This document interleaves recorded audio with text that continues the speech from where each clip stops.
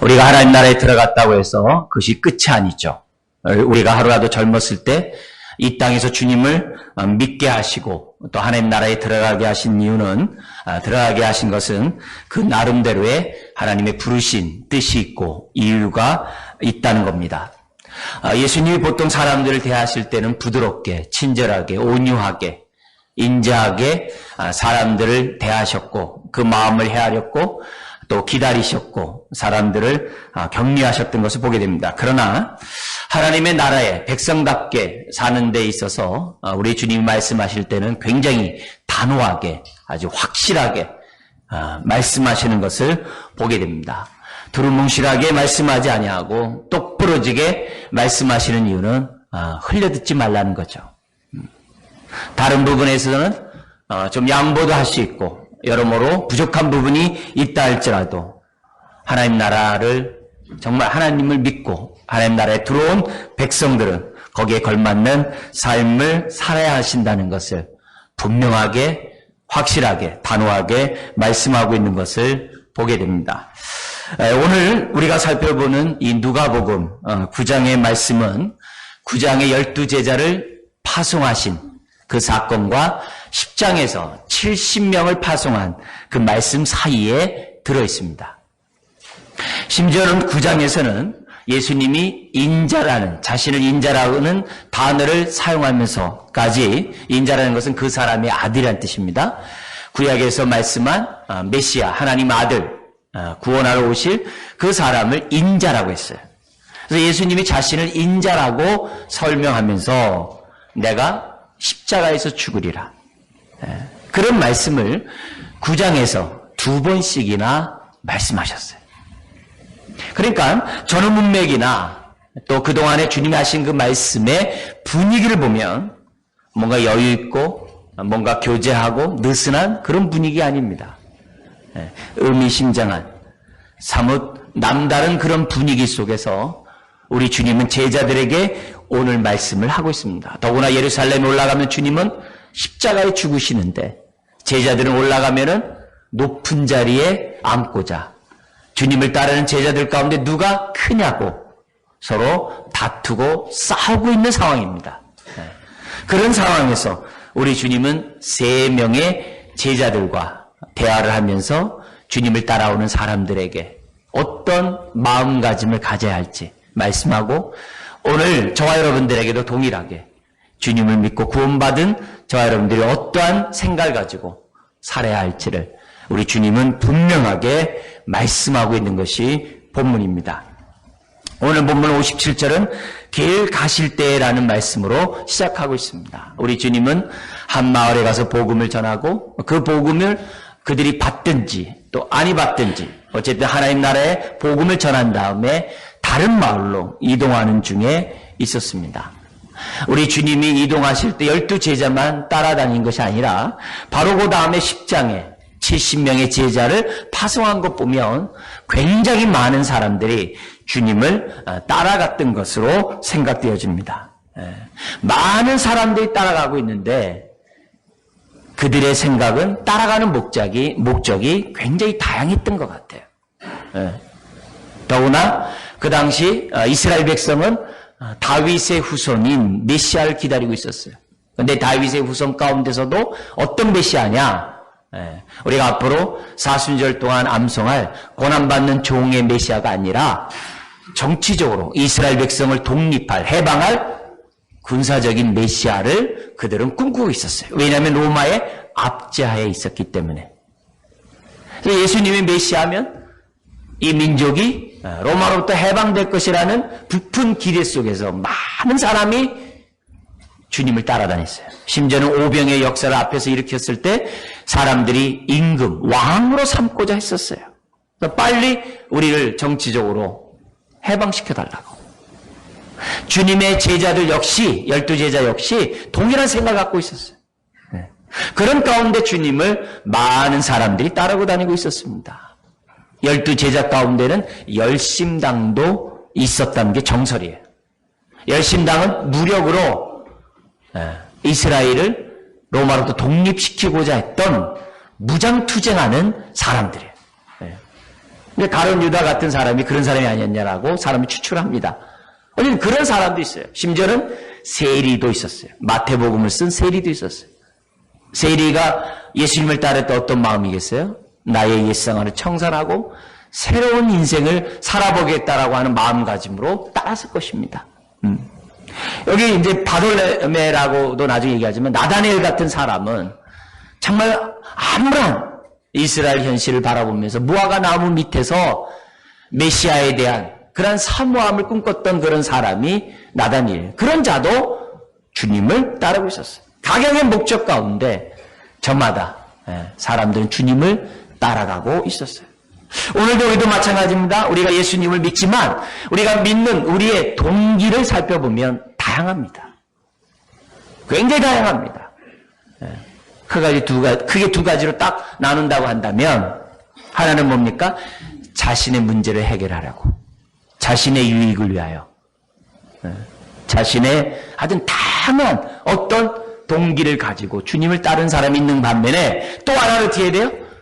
처음에는 그렇게 했지만 하나님 나라의 백성으로서 하나님의 선하시고 기뻐하시고 온전한 뜻 가운데 살고자 예수님을 나의 인생의 주인으로 모시며 섬기는 사람들 둘로 딱 나눠지죠. 어쨌든 다양한 목적으로 다양한 생각을 가지고 주님을 따라가는 것이 어쩌면 우리들의 모습입니다.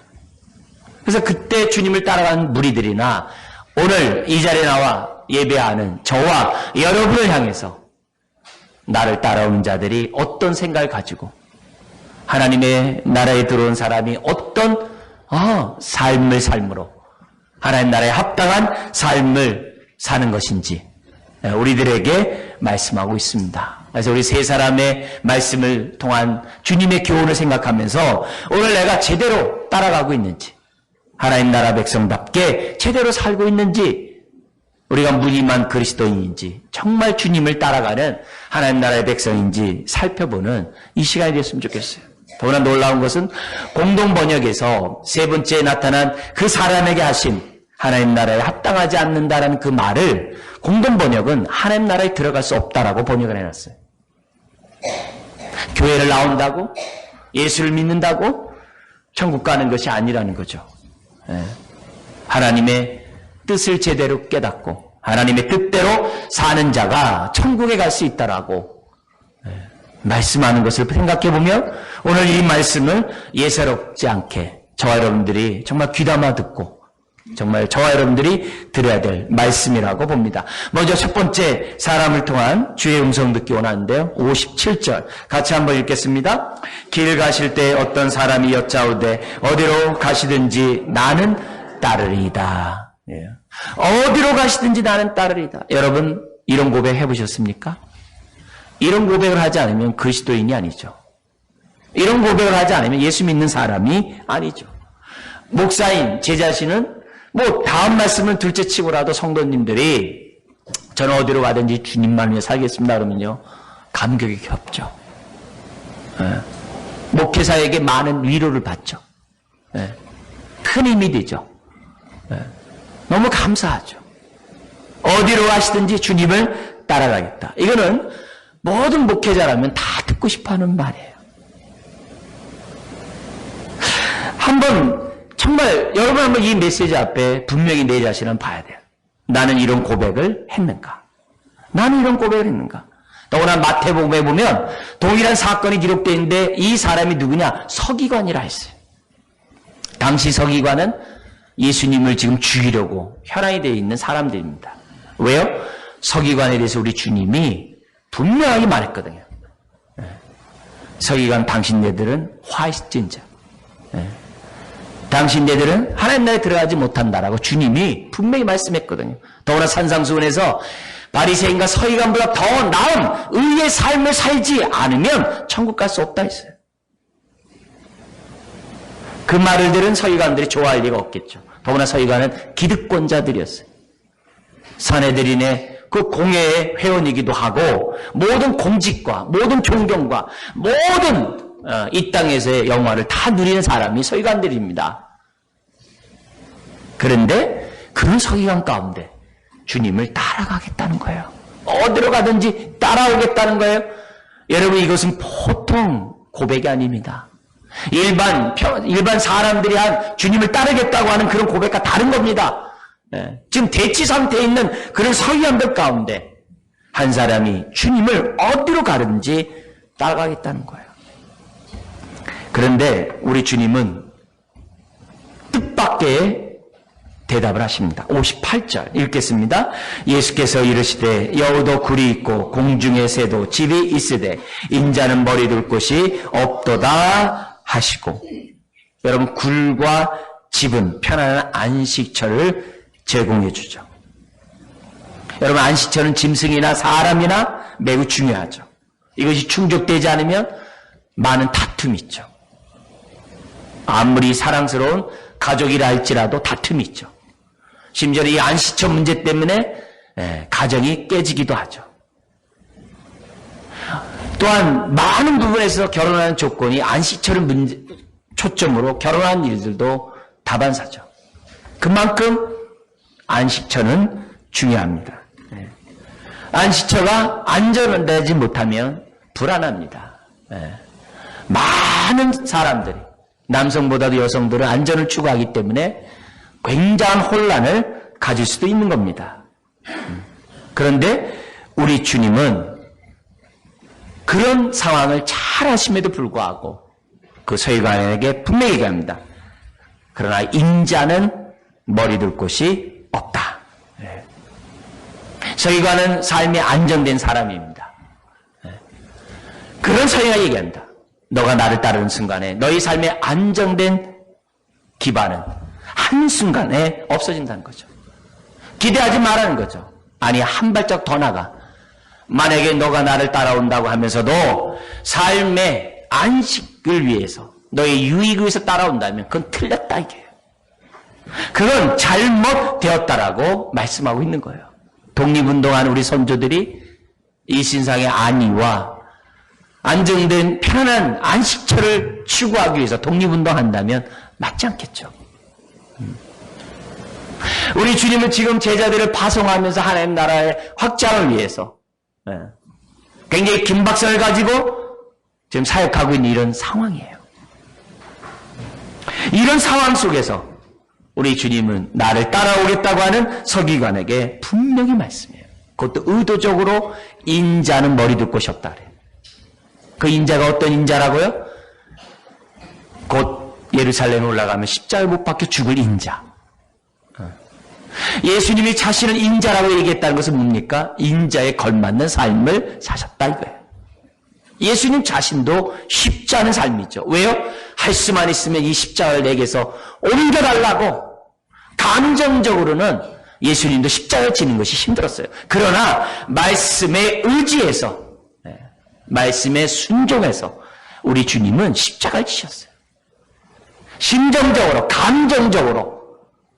여러분, 인자의 삶을 산다는 것은 쉬운 것이 아닙니다. 그런데 우리 주님은 인자라는 단어를 쓰면서, 이건 예수님 자신에게도 아주 마음가짐 붙잡는 그런 말이겠죠. 그런데 그런 마음이 예수님 자신만이 아니라 누구에게도 따라오는 모든 제자에게, 서기관을 비롯한 모든 제자에게 우리 주님은 요구하고 있다는 겁니다. 사랑하는 성도 여러분, 예수님은 나를 따라올 때 생각 없이 따라오지 말라는 거예요. 생각 없이 예수님을 주라 고백하고, 생각 없이 주님이 가신 곳에 나는 어디든지 따라가겠다라고 말하지 말라는 거예요. 그 당시 예수님은 오병이의 역사를 일으키고 많은 능력을 행하고 귀신들을 쫓아내고 죽었던 사람을 살려내는 그런 일들을 행함으로 많은 사람에게 아주 인기 있는 사람이었어요. 얼마나 많은 사람들이 예수님을 동경하고 쫓아다니는지 몰라요. 그 허다한 무리들에게 분명하게 얘기합니다. 나를 따라오려거든 생각을 가지고 따라오라는 거예요. 12 제자도 예루살렘에 올라가면 높은 자리에 앉을 거라고 생각했다면 일반 사람들은 오죽하겠습니까? 근데 거기에 대해서 분명히 얘기합니다. 인자는 머리 둘 곳이 없다. 그러므로 우리는 하나님 나라 백성답게 살려면 주님을 따라가는 우리의 마음의 동기를 점검해야 돼요. 내가 왜 따르는지, 왜 예수를 고백하는지. 하나님은 향방 없이 달려가기를 원치 않으세요. 뜻없이 기도하기를 원치 않으세요. 아무 생각 없이 주님 따라오기를 원치 않으세요. 주님은 자기를 부인하래요. 자기 동기를 정확하게 살펴보고 하나님의 뜻과 맞는지 맞지 않은지 점검하라는 거예요. 이걸 점검하지 않으면 예수를 주라고 고백하는 것이 말로만 하는 고백이에요. 주의 주 하는 자마다 다 천국 가지 못한다 했어요. 오늘 이 말씀 앞에 저나 여러분들이 한번 내 삶의 모습을 분명하게 점검해야 됩니다. 오늘날도 많은 사람들이 다양한 목적 가운데 주님을 믿겠다고, 주님을 따라가겠다고 교회를 나옵니다. 그 동기를 점검해 보라는 거죠. 그렇지 않으면 낭패보죠. 구한말 시대 민족의 독립을 위해 많은 유학자들이 기독교로 들어왔어요. 그래서 그 가운데 믿음의 절개를 끝까지 지키는 많은 사람들이 있었죠. 3.1운동 105인의 그런 선언한 사람 가운데 상당수가 기독교인들이죠.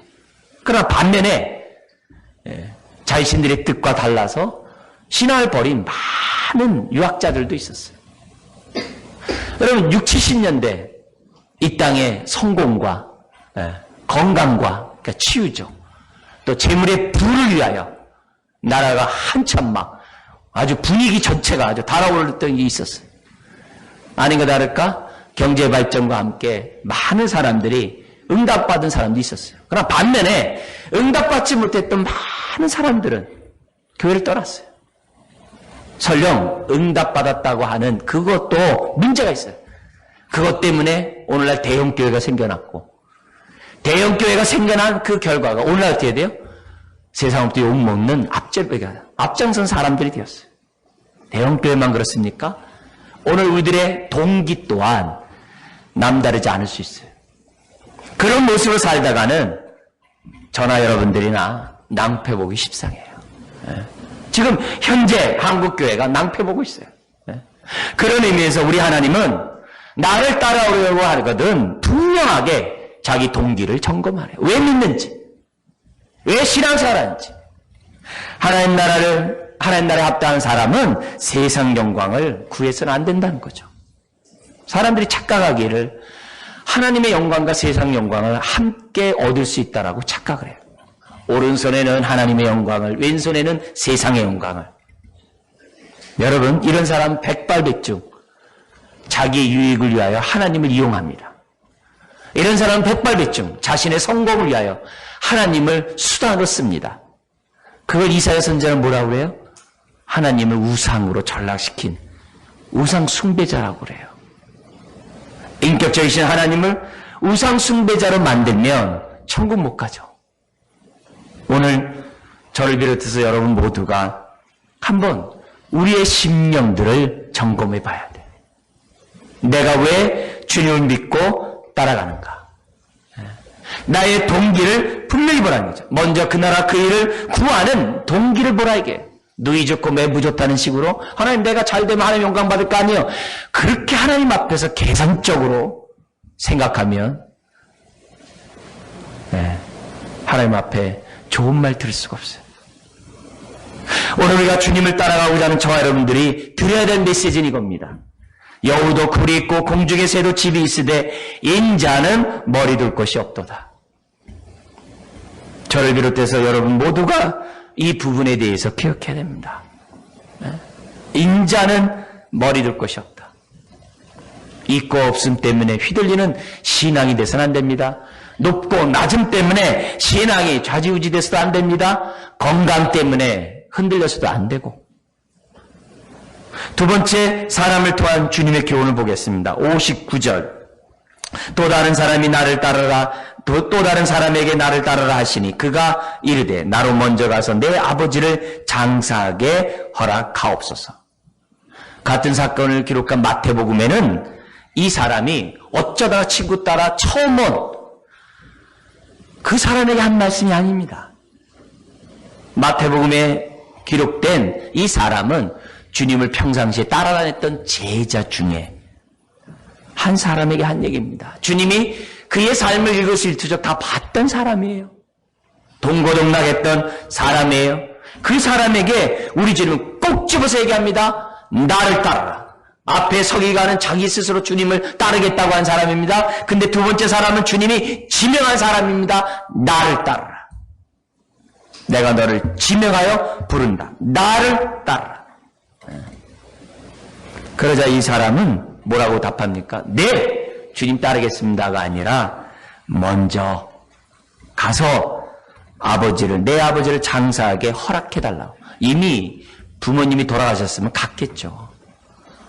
아마 병치레 하는 부모라고 우리가 생각할 수 있습니다. 이 사람은 주님의 요청에 간접적으로 거절한 거죠. 여러분, 동서고금막론하고 장례는 인간사에서 가장 중요한 행사 중에 하나입니다. 교회에서도 장례가 나면 모든 행사가, 모든 사역이 거의 올스톱 됩니다. 왜요? 장례를 경건하게 정말 잘 치러야 되니까. 모든 부분에서 모든 게 다 초점이 장례식에 맞춰져 있습니다. 장례는 인간에 있어서 소중하다는 것을 우리 주님이 아십니다. 우리도 아는데 주님 모르시겠습니까?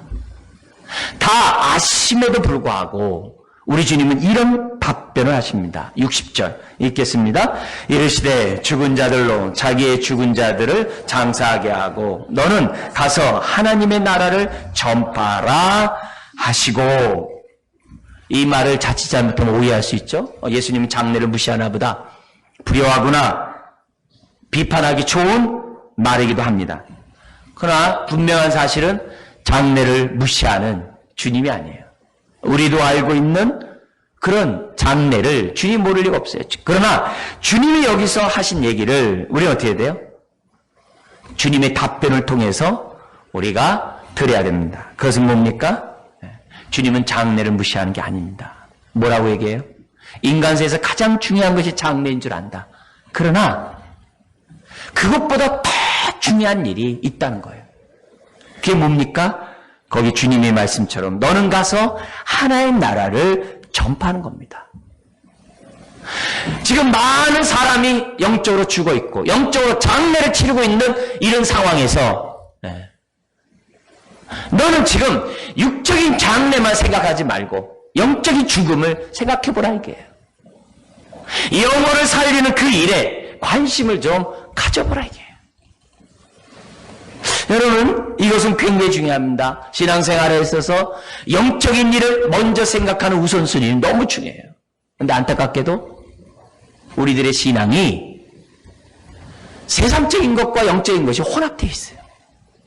심지어는 세상적인 것이 영적인 것을 가로막고 있어요. 우리들이 분명한 생각을 갖지 않으면, 의식을 갖지 않으면 거기에 걸맞는 삶을 살지 않습니다. 내가 우선순위를 분명히 하지 않으면 거기에 걸맞는 삶을 살지 않아요. 심지어 이렇게 얘기했어요. 너희 부모나 너희 형제를 미워하지 않으면 내게 합당하지 않다 했어요. 그때 그 미워한다는 얘기는 진짜 우리가 미워한다 이 얘기가 아니라 우선순위를 분명히 하라 이게. 이것들보다 주님을 더 사랑하셔서는 안 된다는 얘기예요. 우리가 주님을 믿고 따라가는 저와 여러분들이 가져야 될 기본적인 태도는 우선순위를 명확하게 해야 됩니다. 이 땅에 살아가면서 가장 소중하고 가장 귀하고 정말 우리가 무시할 수 없는 것이 장례라 했어요. 장례를 해서 온 우리 신경을 다 집중 투자합니다. 그것처럼 영혼을 구하는 일에 집중해봤냐 이게. 모든 걸 올스톱하고 그 일에 최선을 다해봤냐 이게. 지극정성으로 장례를 치르듯이 한 영혼을 주의 나라를 위해 신경을 우리가 쏟아봤냐 이게. 아니 더 나가서 하나님 나라를 전하는 것은 장례보다 더 귀한데 귀한 것을 아냐 이게. 장례보다 못하다고 생각하지 않냐 이게. 장례보다 소중하지 않다고 생각하지 않냐 이게. 그 부분을 지적하고 있는 거예요. 육적인 일에 얽매이다 보면 영적인 일에 등한할 수밖에 없는 것이 우리들이라는 거예요. 육적인 일에 얽매이다 보면 사람 살리는 일에 등한히 하는 것이 오늘 우리들의 삶이라는 거예요. 그래서 무엇보다 중요한 것은 하나님 나라 확장에 먼저 그 나라 그 일을 구하는 일에 헌신할 것을 우리에게 말씀하고 있어요. 직장 생활하면서도 단순히 돈 벌려고 하는 게 아니라 어떻게 하면 주님 직장에서 하나님 나라를 확장합니까? 내가 가정 생활하면서도 그냥 쉼과 안임만 격려만 받는 것이 아니라 하나님 우리 가정이 어떻게 하면 하나님 나라가 온전히 이루어지는 주 앞에 쓰임받는 가정 될 수 있습니까? 내가 사람을 만나고 대화를 하더라도 주님 저 영혼이 구원받았습니까? 영혼에 대한 관심, 겉사람은 후피하지만 속사람은 날로 새롭다고 하는데 좀 영혼에 대해서 관심을 가질 것을 말씀하고 있어요. 만약 우리가 주님을 따라간다고 하면서 영혼에 관심을 갖지 않으면 내 주변 사람은 하나님 나라 볼 수 없어요. 하나님 나라 들을 수 없어요. 내 삶이 오히려 하나님 나라의 광채를 막아서는 안 된다는 거예요. 세상 일에 몰두한 나머지, 우선순위를 둔 나머지 주의 일을 등한히 하고 구원받은 하나님의 부르심에 그 뜻대로 살지 않으면 문제라는 거죠. 여러분 오늘날 우리나라가 서구 기독교처럼 가장 큰 문제는 긴박성이 사라졌다는 거예요. 그래서 우리가 지금 서구를 닮아가요. 많은 그리스도인들이 세상으로 갑니다. 왜요? 우선순위 분명히 정하지 않았기 때문에. 하나님 나라 백성답게 살지 않았기 때문에 노아의 홍수의 때와 같이 그냥 세상 사람들처럼 편안하게 삽니다. 영적인 일에 관심이 없습니다. 일신상의 안위와 편안함을 추구하려고만 합니다. 내 영혼을 살리고 내 영혼을 살찌는 일에 관심이 점점 사라집니다. 세상 일에서는 바쁘고 분주하고 피곤할 정도로 과로사를 하지만 영혼을 살리는 일에는 관심이 없습니다. 집중하지 않습니다. 등한히 합니다. 후패한 겉사람을 위해 모든 걸 쏟아붓지만 속사람을 위해서는 쏟아붓지 않습니다. 하나님 나라에 합당한 사람이 누굽니까? 우선순위를 분명히 하는 사람. 영혼이 살찌기를 주의 이름으로 축원드립니다. 그래야 영혼이 잘된 같이 범사가 잘 되죠. 순서를 무시해서는 안 됩니다. 우리가 구원받은 것은 하나님 나라에 들어간 것은 하나님 나라를 전파하라고 부르신 겁니다. 바울은 이 복음의 빛을 탕감하는 빚진 자 의식을 가지고 청산하려고 살았던 것을 보게 됩니다. 한 사람도 살려야 되기 때문에 장례를 치르는 것이 아니라 살려야 되기 때문에 최선을 다하는 것이 오늘 저와 여러분들이 가져야 될 태도인 거죠. 우리 주님은 주님을 따라오는 많은 사람 중에 어느 한 사람을 꼭 집어서 말씀하셨어요. 나를 따라오라. 중심을 보신 거죠. 오늘 그 나를 따라오라는 주님의 지적이 오늘 저일 수 있고 여러분 자신일 수 있다는 것을 기억하셔야만 합니다. 주님은 오늘날도 동일하게 명령하고 있어요. 나를 따라오라. 네. 좌우로 치우치지 말고 나를 따라오라. 영혼의 긴박성을 가지고 하나님 나라의 긴박성을 가지고 살라는 거예요. 이 세상의 안위에 빠지지 말고 일락을 즐기는 것에 세월 빠뜨리지 말고 주님을 따라가는 저와 여러분들이 동기를 분명히 할 뿐만 아니라 영혼에 관심을 갖는 육의 생각은 사망이요 영의 생각은 생명과 평안이라 했습니다. 영의 생각을 하시기를 주의 이름으로 축원드립니다. 세 번째 주님이 우리에게 주시는 말씀이 있습니다. 61절 같이 읽겠습니다. 또 다른 사람이 이르되 주여 내가 주를 따르겠나이다 마는 나로 먼저 내 가족을 작별하게 허락하소서. 여러분 이것도 얼마나 귀한 고백입니까? 자발적으로 합니다. 저 같으면 기다릴 줄 것 같아요. 왜요? 먼저 부모에게 인사 오는 건 인지상정이고 당연한 거고 먼저 인사하고 오는 것에 대해서 저 같으면 기다릴 것 같아요. 얼마나 또 가족까지 작별하고 주님을 따르겠다는데 얼마나 귀한 고백입니까? 근데 이 사람에게 대해서 주님의 답변은 무섭습니다. 이거는 이 사람의 중심을 우리 주님이 벌써 아셨다는 거죠. 뭐라고 답하십니까? 62절 읽겠습니다. 예수께서 이르시되 손에 쟁기를 잡고 뒤를 돌아보는 자는 하나님의 나라에 합당하지 아니하니라 하시니라. 여러분, 5계명이 부모를 공경하라는 거예요. 부모를 공경하는 것은 그건 기독교의 아주 중요한 핵심 사상입니다. 심지어 십자가에서 죽는 그 순간에서도 육신의 어머니 마리아를 자기 제자에게 맡긴 분이 예수님이세요. 부모를 돌보지 않는 것은 믿지 않는 자보다 더 악한 자라고 했어요. 지금 부모에게 작별한 그분, 가족에게 작별한 그분, 그 소중함을 무시하는 주님이 아닙니다. 우리 주님은 그럼에도 불구하고 쟁기를 잡고 뒤를 돌아보는 자 하나님 나라에 합당하지 않다 했어요. 공동번역 어떻게 보내겠다고요? 하나님 나라에 들어가지 못한다 했어요. 여러분, 쟁기를 잡아야 밭을 올바로 갈죠. 그래서 쟁기를 붙잡는 사람은 결코 뒤를 돌아보지 않습니다. 똑바로 앞을 바라보는 게 쟁기 잡은 모든 사람이에요. 근데 우리 주님이 얘기하는 거예요. 근데 왜 영적인 일에는 적용 못하냐 이게. 왜 쟁기를 잡고 뒤를 돌아보지 않는 거 다 알면서 왜 뒤를 돌아보냐 이게. 여러분, 뒤를 돌아보는 것에서 우리가 생각나는 인물이 누굽니까? 구약의 롯의 처죠. 소돔과 고모라 성이 멸망당할 때 하나님은 롯과 그의 가족을 구원하고자 하셨어요. 그러나 롯의 처는 자기가 일생 일궈놓은 삶의 터전을 버리기가 아까웠어요. 안정된 그 성을 떠난다는 게 싫었어요. 롯의 처는 뒤를 돌아보다가 소금꾼이 되어버렸어요. 그래서 우리 주님이 그럽니다. 롯의 처를 생각하라. 예수님이 하신 말씀이에요. 오늘 우리가 주님을 따라가는 저와 여러분들은 항상 롯의 처를 생각해야 됩니다. 하나님을 따라간다고 하면서 세상을 사랑하면 그건 하나님을 사랑하는 것이 아닙니다. 신앙에는 회색지대가 없다고 그래요. 중간지대가 없다고 그래요. 심지어는 두 주인을 겸하여 섬길 수 없다고 그래요. 하나님 사랑과 세상 사랑을 함께 할 수 없는 거죠. 하나님과 재물을 섬길 수가 없는 거죠. 정말 무서운 것은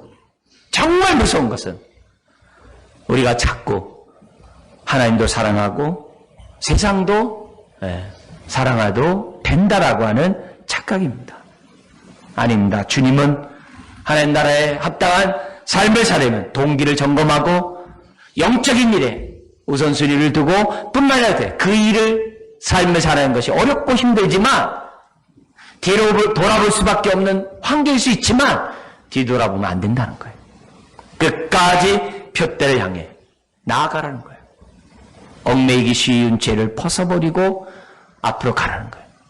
디모데전서 4장 6절 7절에 보면 바울이 디모데에게 이런 얘기합니다. 경건의 훈련을 하라고 하면서 이런 말씀합니다. 내가 이것으로 형제를 깨우치면, 이게 여러 가지 말씀들이죠. 바울이 교훈했던 거. 그리스도 예수의 좋은 일꾼이 되어 믿음의 말씀과 내가 따르는 좋은 교훈으로 양육을 받으리라. 그래서 이런 얘기합니다. 망령되고 허탄한 신화를 버리고 경건에 이르도록 내 자신을 연단하라. 지금 우리 소치 올림픽에서 메달 딴 사람이나 메달 따지 않은 사람들 보면 얼마나 그 메달을 향해 노력했겠습니까? 얼마나 정말 온갖 수고를 다 했겠습니까? 그 사람들을 생각해 보면서 바울은 디모데에게요. 여러분, 막 스케이트 타는 사람이 막 파카 입고 뛰는 사람 봤습니까? 최대한대로 가볍게 하고 경계에 임하죠. 여기서 경건에 이르도록 내 자신을 연단하라. 이 연단하라는 이 단어가 옷을 벗다 해서 온 단어예요. 기독교인의 경건 훈련은 뭘 이렇게 입는 게 아니에요. 뭘 이렇게 더하는 게 아니에요. 기독교인의 경건 훈련은 벗어버리는 거예요. 그게 연단이고 훈련이에요. 세상과 다릅니다. 우리가 주님을 믿고 따라가는 저와 여러분들은 계속 옛사람을 벗어버리는 거예요. 계속 세속적인 것을 벗어버리는 거예요. 계속 하나님 앞에 나아가는데 얽매이기 쉬운 그런 것들을 벗어버리는 거예요. 그래서 몸을 가장 가볍게 하고 어떻게 돼요? 스케이트 타는 사람이 딴 데 쳐다보면 어떻게 돼요? 목표를 향해 달리는 거죠. 네.